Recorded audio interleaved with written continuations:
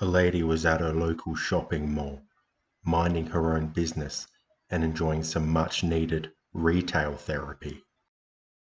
She went from shop to shop, just window shopping, and all the salespersons left her alone, which was exactly how she liked it. Soon she was approached by a man in casual clothes who claimed to be a police detective. He told her that someone had broken into her car and that she needed to come down to the station to identify the suspect. The 18-year-old woman was suspicious of this man. She asked for identification to confirm he was whom he said he was. The man brandished a badge, and to the young woman it looked legitimate. She agreed to accompany him down the station.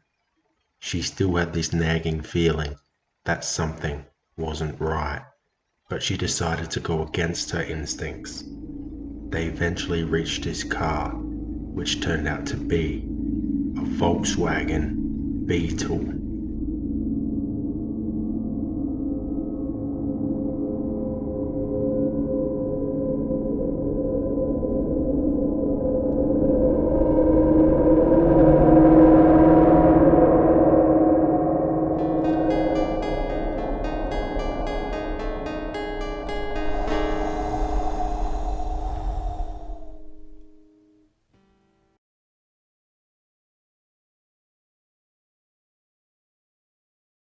Once they were inside the Beetle together, he started driving. He drove for about 5 minutes before going down a side street.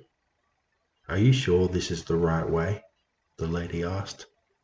And quickly, the man's demeanor changed. His smile faded, and his gentle persona that the lady had come to know had now turned sinister. He then decided to pull over on the curb by his school. "What are you doing?" she asked.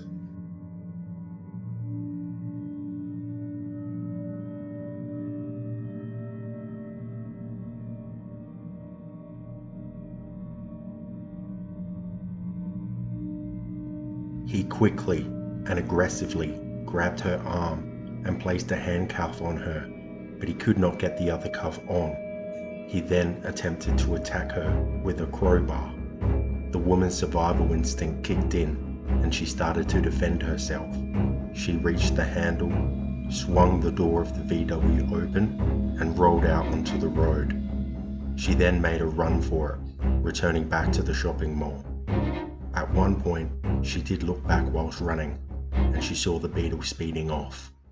She had managed to escape a kidnapping attempt. She was very, very lucky. She reported this incident to the police, and it would begin a downfall for one of the most notorious serial killers. The young lady didn't know it at the time, but she would end up being one of the only people to survive an attack from this man.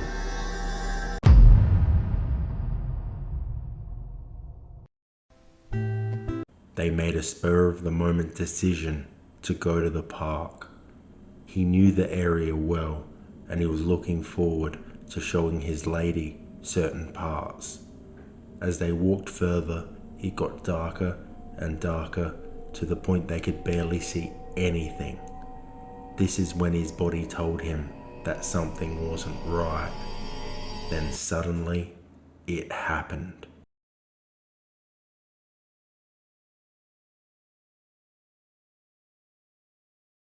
This happened many years ago now.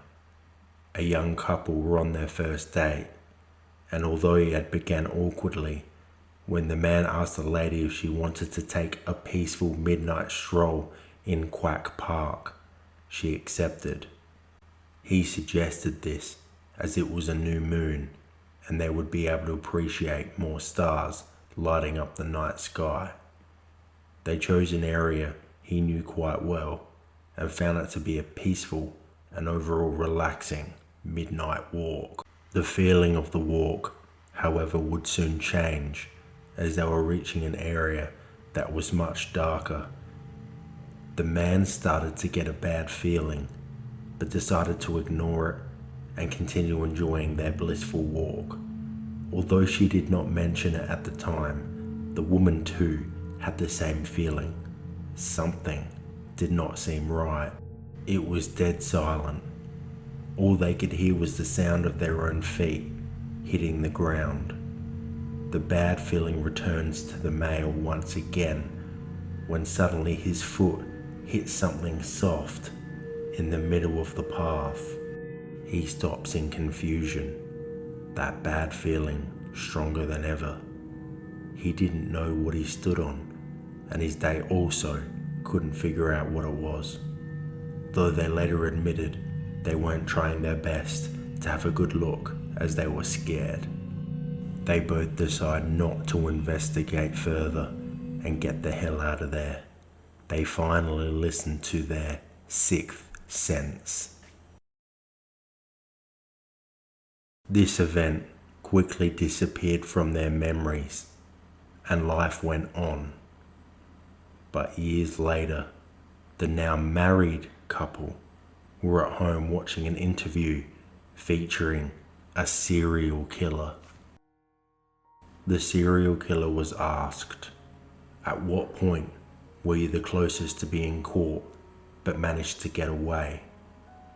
The man responded, "I once lured a girl to Quack Park and had just killed her when I heard footsteps and laughter coming my way.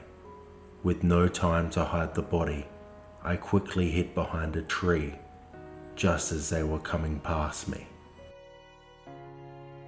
I could see them coming towards me, heading straight for the body. They were oblivious to me in the shadows, ready to pounce. I watched the man walk straight into the body of the girl. Although he looked confused, I was sure he knew what he had just found.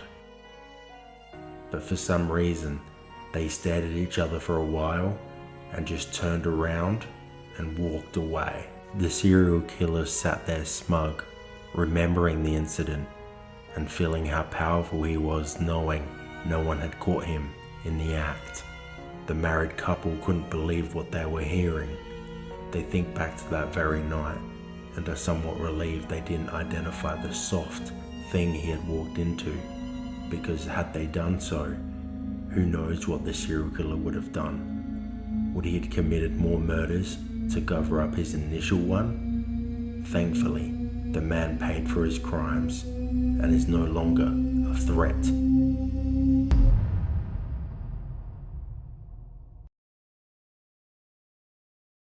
I was on guard duty. I was on the second floor of the courthouse as I needed to keep an eye on a dangerous criminal. He was allowed to assist in his own defense, so he was allowed to access the law library. The judge decided he did not need to have handcuffs or leg shackles and was allowed to walk freely throughout the library.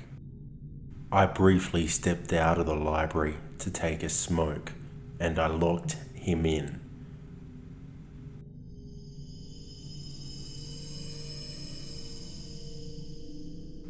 When I came back, I unlocked and opened the door. To my horror, the room was completely empty.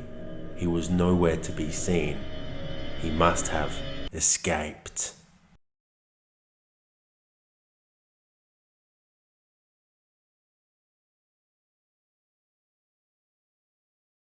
This was an unprecedented event. We've never had someone get away before. This was a first. He was later quoted saying, "The guard went outside for a smoke. The windows are open and the fresh air is blowing through and the sky is blue. And I said, I'm ready to go. And I walked up to the window and I jumped out. Honest to God, I just got sick and tired of being locked up." The police put roadblocks up at each end of town so we couldn't escape.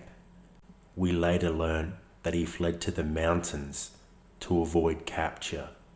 He had no plan, but knew he had to stay out of town for now whilst everyone was looking for him. He ended up finding an unused cabin and survived there for several days. He headed back into town, and to his luck, he managed to find an unlocked car with the keys in the ignition and takes it. Later that night, sat a police officer stationed on the side of the road. A car passes him and he notices the driver driving erratically. He pulls the driver over and pulls a light on the driver. He instantly recognizes him as the escaped convict and is arrested without incident. I felt such relief that this man managed to be captured and would face the crimes he had committed. I later learned that he managed to escape law enforcement once again, but eventually would be captured again and would never see the light of day. I no longer take smoke breaks.